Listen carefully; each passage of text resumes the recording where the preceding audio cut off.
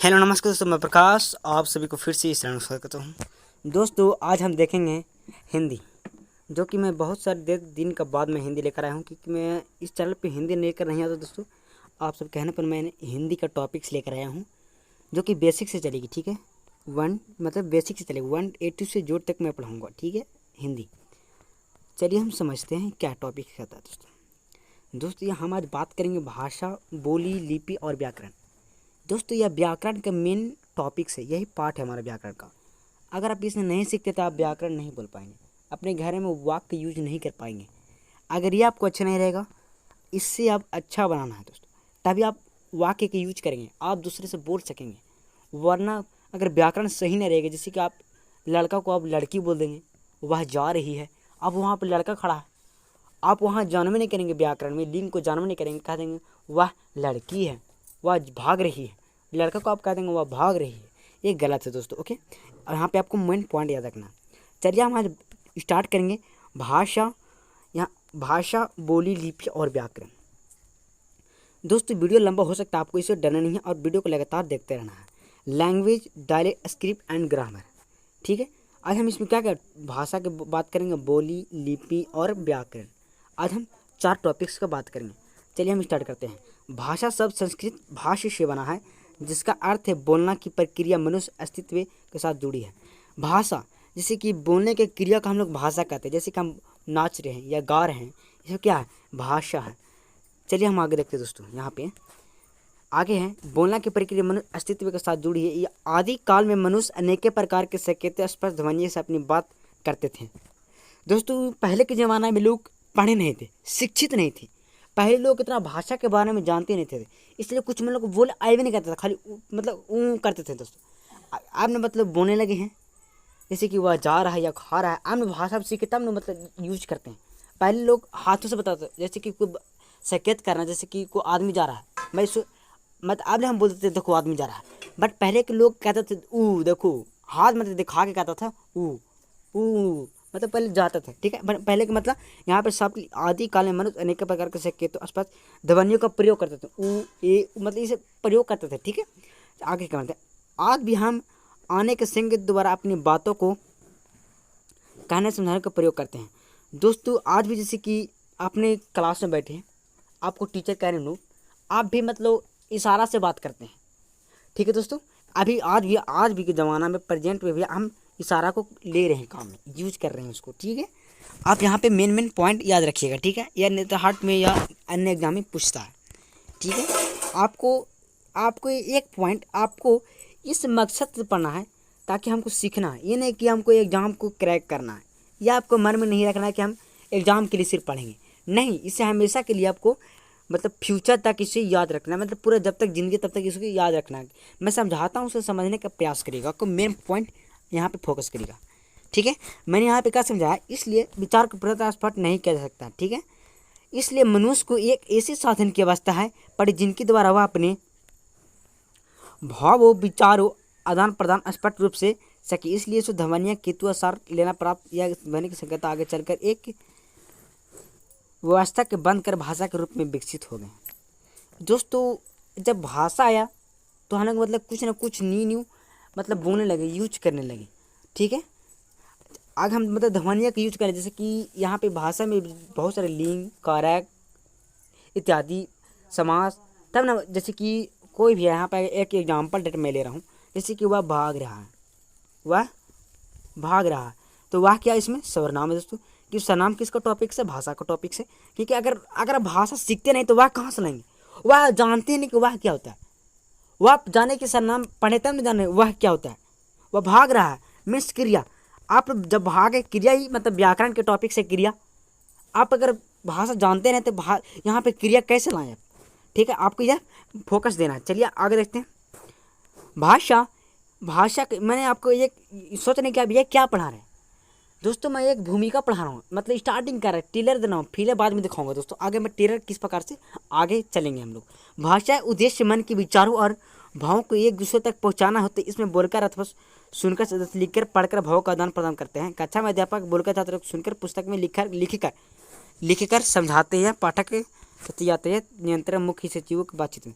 दोस्तों यहाँ पे क्या रहा, हम भाषा को दो टॉपिक लिख सकते हैं, एक तो लिखित, हम एक बच्चों को अपने लिख के बता सकते हैं या बोर्ड पर या ब्लैक बोर्ड या किसी प्रकार के या कॉपी पर लिख कर बता सकते हैं कि वह जैसे कि बच्चों यहाँ पे आपको डिसिप्लिन को मेंटेन करना है तो यहाँ पे लिख के दे दिए। एक दोस्तों यहाँ बोल कर डायरेक्ट बोल देंगे आपको डिसिप्लिन के मेंटेन करना है। ठीक है दोस्तों, यहाँ पे दो लिखित एक मौखिक। ओके, हम इंग्लिश को जैसे कि लिखित को रिटन कहते हैं और मौखिक का हम लोग ओरल लैंग्वेज कहते हैं। ओके, आगे हम पढ़ेंगे। ओके, चलिए हम यहाँ पर आगे देखते हैं दोस्तों।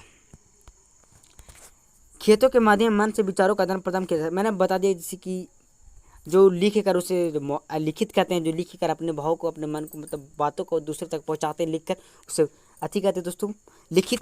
चलिए हम आगे देखते हैं मेन पॉइंट। यहाँ पे मैंने आपको लिए मेन पॉइंट क्योंकि रख दिया था क्योंकि आप सब ध्यान इस पर जाए। जिस साधन के द्वारा हम अपने मन के भाव अथवा विचारों का आदान प्रदान उसे भाषा कहते हैं।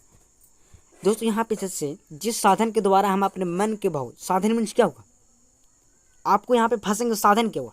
अरे साधन कुछ नहीं दोस्तों, साधन जैसे कि लिखित और मौखिक दो तो साधन है, एक तीसरा सकेत। जैसे कि हम जिस साधन जैसे कि हम या तो बोल कर लिख सकते हैं या लिख के लिए सकेत के द्वारा बोल सकते हैं, उसी को हम लोग भाषा कहते हैं। ठीक है, जो अपने विचारों जैसे कि हमको उसका कहना है दूसरे से कि मैं उसे बाजार जाऊँगा।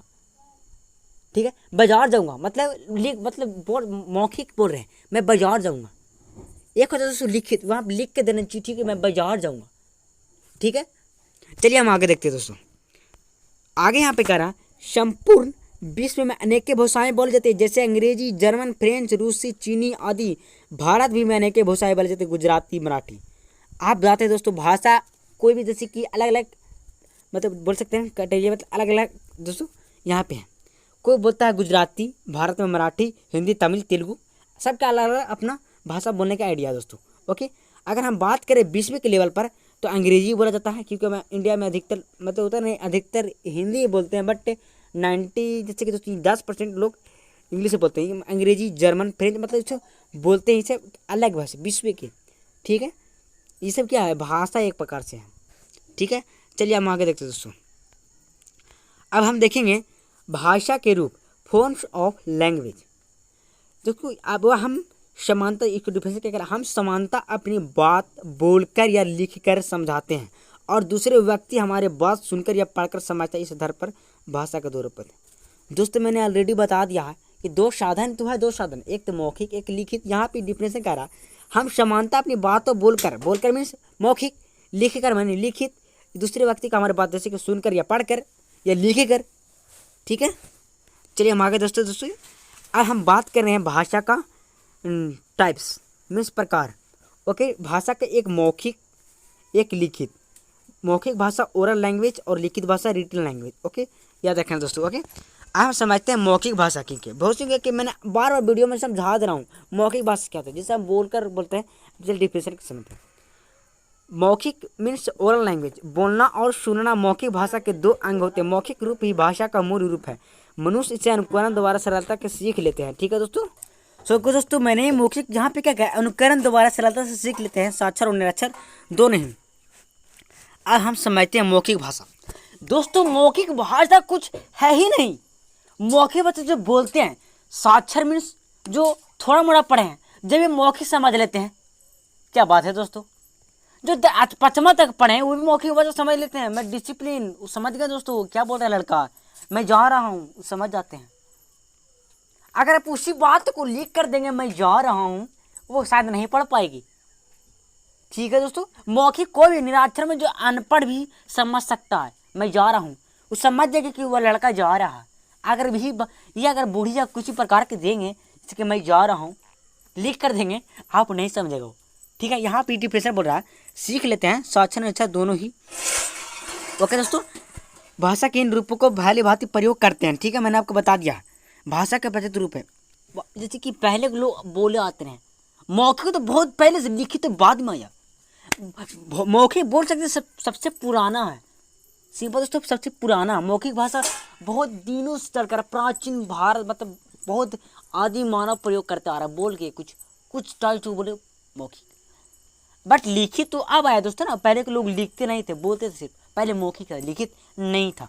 ओके दोस्तों, आप इसे समझिएगा तो आप समझ जाएंगे। ठीक है, चलिए हम देखते हैं, ये मैंने ख़त्म कर दिया लिखित मौखिक। अब हम चलते हैं लिखित में स्टार्ट करते हैं दोस्तों। ओके, लिखित भाषा मीन्स रिटन लैंग्वेज, पढ़ना और लिखना लिखित भाषा के दौरान अपने भी कार्यक्रम में भाषा के लिखित रूप में भाषा के मौखिक रूप के बाद विकसित हुआ। विकसित हुआ दोस्तों, थोड़ा सा विकसित हुआ।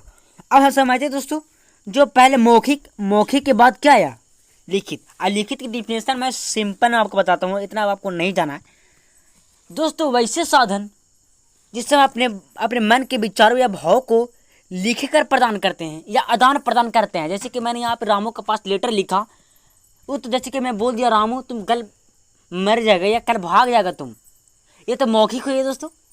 अगर हम इसे लिख कर देखें तो रामू तुम अच्छा लड़का, तुम पढ़ने में तेज है, लोगों को जलता नहीं हो, तुम बहुत अच्छी लड़की हो, मैंने यहाँ पे लिख के दिया। क्या है, लिखित है दोस्तों। आपको मेन पॉइंट आपको समझना है, आपको वर्ड में आपको मिल जाएगा, ठीक है दोस्तों। जैसे कि यहाँ पे मैंने आपको देखा लिखित, आपको यहाँ पे लिखित वर्ड ही मिल जाएगा दोस्तों कि लिखित लिखने वाला। ओके दोस्तों, यहाँ पे आपको डरना नहीं है, ठीक है ठीक है। यहाँ पे कर रहे हैं सुरक्षित और मानक रूप को प्रदान कर दूसरे के जोड़ने में लिखित रूप का महत्वपूर्ण योगदान है दोस्तों। जैसे कि यहाँ पे डिफिनेशन कह रहा है, एक समाज में जोड़ने के लिए लिखित का महत्वपूर्ण भूमिका निभाती है। चलिए हम आगे दोस्तों आपको यहाँ पे मेन पॉइंट मैंने जितना करवाया है इससे प्लीज़ अपने कॉपी में नोट्स कर लीजिएगा। ओके ठीक है दोस्तों। आगे हम क्या करा है, परीक्षा में प्रश्नों को उत्तर लिखना, लेख, कहानी, कत्र, समाचार, साहित्य, दूरदर्शन पर दिखाए गए लिखित सूचना पट्य सूचनाएं भाषा के लिखित रूप के व्यापारी है। यहाँ पे एग्जाम्पल, जैसे कि परीक्षा में आप प्रश्नों को उत्तर लिखते हैं वो भी लिखित भाषा में है। अगर आप लेख लिखते हैं या कहानी लिखते हैं वो भी लिखते हैं। जो समाचार जो यहाँ पेपर पढ़ते हैं वो भी लिखित भाषा में लिखी रहती है, नहीं मौखिक में। लौकिक में क्या समाचार पत्र मिलेगा टेलीफोन पर। जैसे रेडियो मौखिक रूप का भाषा है, ना कि लिखित कहते हैं ना आपको। रेडियो जैसे कि समाचार मैंने बोला, जैसे कि कल वहाँ पे बारिश होगी, मैंने मौखिक में बोल दिया, और वही चीज़ को मैंने लिख के पेपर में लिखा कल बारिश होगी। लिखित और मौखिक अलग हुआ दोस्तों। ओके अब हम समझते हैं आगे, ठीक है दोस्तों। यहाँ पर इंड करता दोस्तों, यहाँ पे अगला टॉपिक से हम कल लेकर आऊँगा हिंदी पार्ट 2। आप इसे इंतजार के कल 6 बजे वीडियो अपलोड हो जाएगा दोस्तों। अगर आपको वीडियो अच्छा लगे तो लाइक करना और अपने दोस्तों के पास शेयर करना, ठीक है। अगर आपने अभी तक सब्सक्राइब नहीं किया तो सब्सक्राइब करना ताकि सबसे पहले नोटिफिकेशन पहुँच सके। जय हिंद, जय भारत।